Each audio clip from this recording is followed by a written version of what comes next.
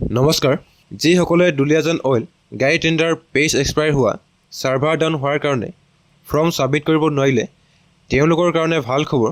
Duliajan oil tender form submit কৰাৰ last date 22 জুনলৈকে extend কৰা হৈছে। 22 জুনৰ ভিতৰত আপোনালোকে এপ্লিকেশ্যন ছাবমিট কৰিব পাৰিব।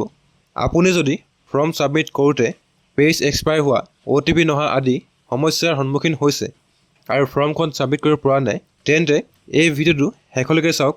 আজিৰ ভিডিঅ'ত কেনেকৈ আপোনালোকে এই সমস্যাৰ সমাধান কৰিব, আপোনালোকে টেণ্ডাৰ ফৰ্ম ফিল আপ কৰোঁতে কি ভুল কৰিলে আপোনালোকৰ টেণ্ডাৰ ৰিজেক্ট হ'ব, কেনেকৈ আপোনালোকে টেণ্ডাৰ ফৰ্ম ছাবমিট কৰিব তাৰ বিষয়ে আজিৰ ভিডিঅ'ত ক'ম।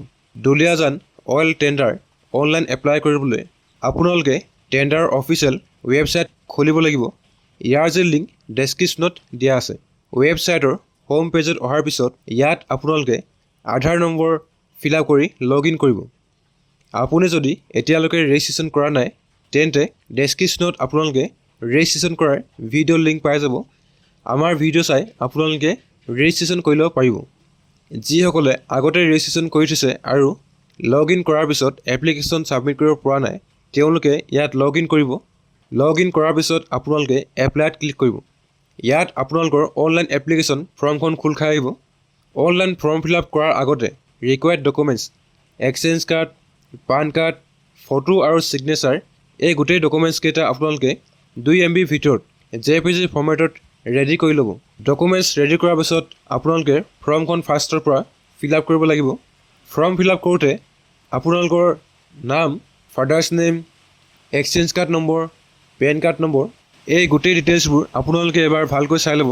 তাৰপিছত ৰিকুৱাৰ্ড ডকুমেণ্টছ আপোনালোকৰ ফটো, এক্সচেঞ্জ কাৰ্ড, ছিগনেচাৰ আৰু পান কাৰ্ড আপলোড কৰিব। গোটেই ডকুমেণ্টছবোৰ আপলোড কৰাৰ পিছত আপোনালোকে এটা কথা মন কৰিব যাতে আপোনাৰ নিজৰ ডকুমেণ্টছ আপলোড হয়। যদি আপোনালোকৰ ৰং ডকুমেণ্টছ আপলোড কৰে তেন্তে আপোনাৰ টেণ্ডাৰ ৰিজেক্ট কৰা হ'ব।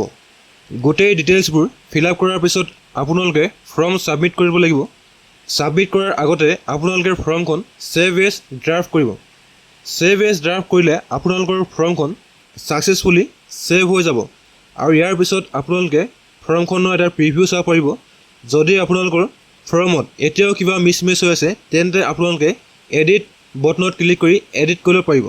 যদি আপোনালোকৰ সকলো ডিটেইলছ কাৰেক্টলি ফিল আপ কৰা আছে তেন্তে আপোনালোকে ফাইনেল ছাবমিট কৰিব আৰু ফাইনেল ছাবমিট কৰাৰ লগে লগে আপোনালোকৰ যি এপ্লিকেশ্যন ছাকচেছফুলি ছাবমিট হৈ যাব আৰু ইয়াতে আপোনালোকৰ এপ্লিকেশ্যন নম্বৰ জেনেৰেট হৈ আহিব। এই এপ্লিকেশ্যনৰ এটা আপোনালোকে প্ৰিণ্ট আউট উলিয়াই ল'ব। আপোনালোকে যেতিয়া ৰিজাল্ট চাব তেতিয়া আপোনালোকক এই এপ্লিকেশ্যন ফৰ্মৰ প্ৰয়োজন হ'ব। যদি আপোনাৰ ওচৰত প্ৰিণ্টাৰ নাই তেন্তে মোবাইলতে আপোনালোকে ছেভ কৰি ল'ব। এনেকৈ আপোনালোকে অইল দুলীয়াজানত মুকলি হোৱা LMB টেণ্ডাৰৰ কাৰণে নিজৰ মোবাইলৰ পৰাই এপ্লাই কৰি ল'ব পাৰিব। চ' আজিৰ ভিডিঅ'ত ইমানেই আছিল। যদি আপোনালোকে ভিডিঅ' চাই ভাল পালে ভিডিঅ'ত এটা লাইক কৰিব আৰু আপোনালোকৰ বন্ধুবৰ্গৰ লগত শ্বেয়াৰ কৰিব। ভিডিঅ'টো শেষলৈকে চোৱাৰ কাৰণে ধন্যবাদ।